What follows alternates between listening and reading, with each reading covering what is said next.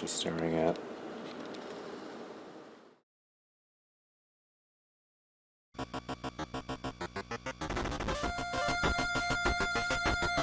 Tetris Blast, released in 1996 for the original Game Boy, is perhaps best known under its original name of Bombless, which is the Tetris variant usually paired up with some other version of Tetris released in Japan.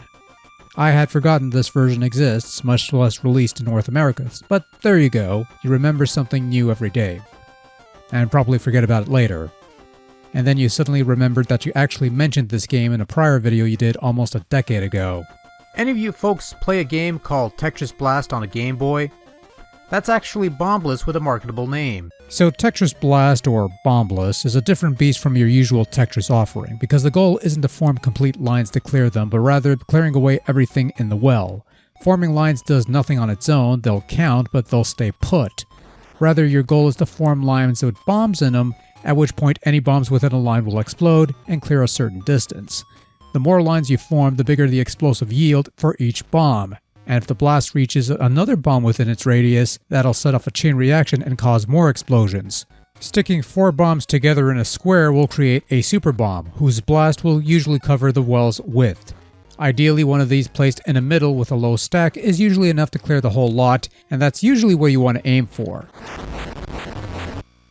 Learning how bombs work is a key element to Tetris Blast because bombs only cover a certain distance on their own. Forming a line with a single bomb only results in a small blast clearing away part of that line and leave the rest hanging, save for any loose segments that'll just fall below. Forming more lines will increase the distance cover, and it doesn't matter where these lines are formed, they don't have to be bunched together. If they're full lines in the well, they'll count and increase the blast radius of your bombs.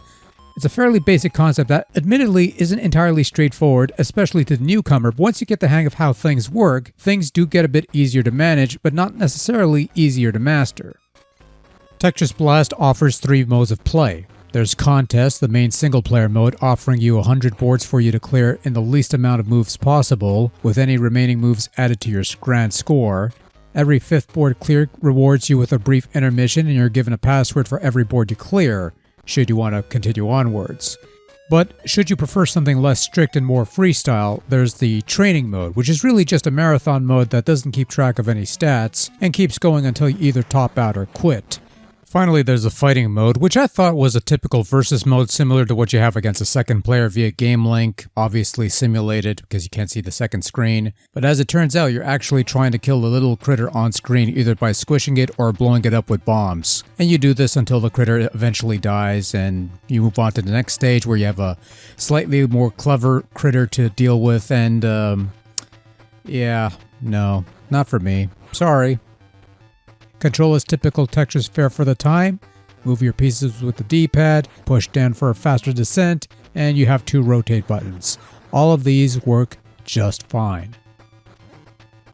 Tetris Blast looks like a typical Tetris offering on the old monochrome Game Boy. Nice well with blocks on the left, some stats on the right, big old preview of your next piece on top right, fairly clean and clear layout that you'll be staring at for hours on end or however long you'll end up be playing this.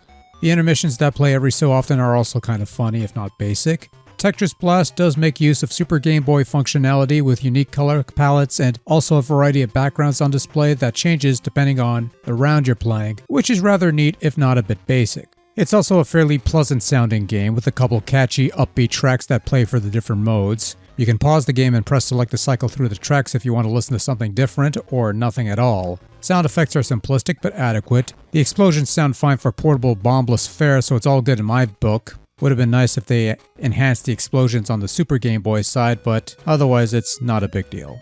Overall, whether you want to call this Tetris Blast or Bombless, or rather Super Bombless as in the case of this particular version, what we got here is a top-notch Tetris variant with bombs that feels familiar yet has enough of a twist to stand out on its own. It's not one you'll come across all that often, and that's a bit of a shame because this was actually quite a bit of fun, and again, something different from the usual Tetris fare. This one's worth a shot or two.